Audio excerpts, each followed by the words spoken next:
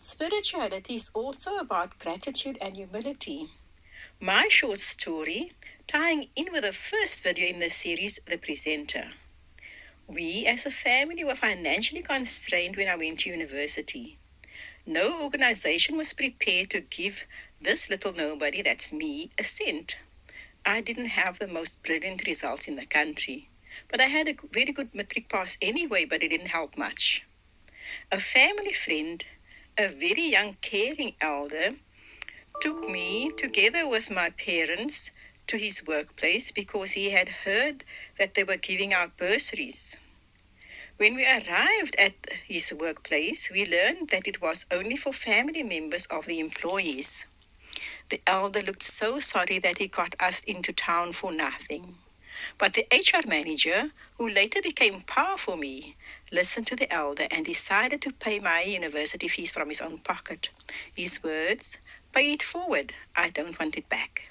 And many times after that, in the years to follow, he would remind me to look after your people. In my first video on reflections, that is the third video in the program series, I mentioned my involvement stemming from the help that I had received from Pa when I was in need. Pa's family and myself and my family became very close. They went back to their roots a few years later, and I visited them in Scotland. Now based in Utrecht in the Netherlands, I visited Pa about 2 months ago. There have been visits in between. Pa has become frail and doesn't remember much. He doesn't even remember me. Only that he helped a little girl many, many years ago. I said, Pa, it doesn't matter if you don't remember as long as I remember.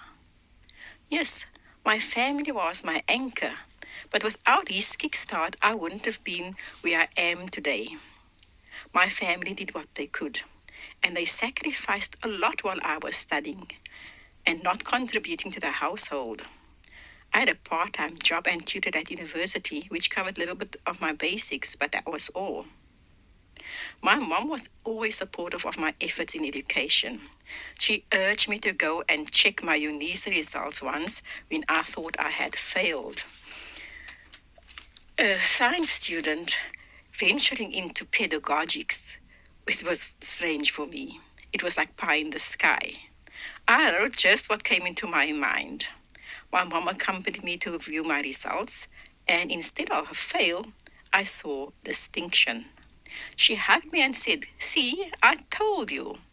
She was always thinking about other people also. A very spiritual person she was. And used to give our books away that we got as prizes for achievement. That she used to give it back to the school libraries or other places saying, "You don't need it. Let others learn from it." Even on her deathbed, she told me, "Don't sit and wait for me to die. Go and do your work. The people are waiting for you." I went off to the education conference where I had some duties. And that was on my birthday. It was the last that I saw of her. Her cheerful smile as she waved goodbye, knowing it's the last. I have so much to be grateful for, and that humbles me. I don't want to mention any other by name as there are too many, and I am scared I may leave some name out and offend somebody. Now, write your story of gratitude. Find your source of humility. Stay grounded and keep smiling. Until we meet again on the tube, take care.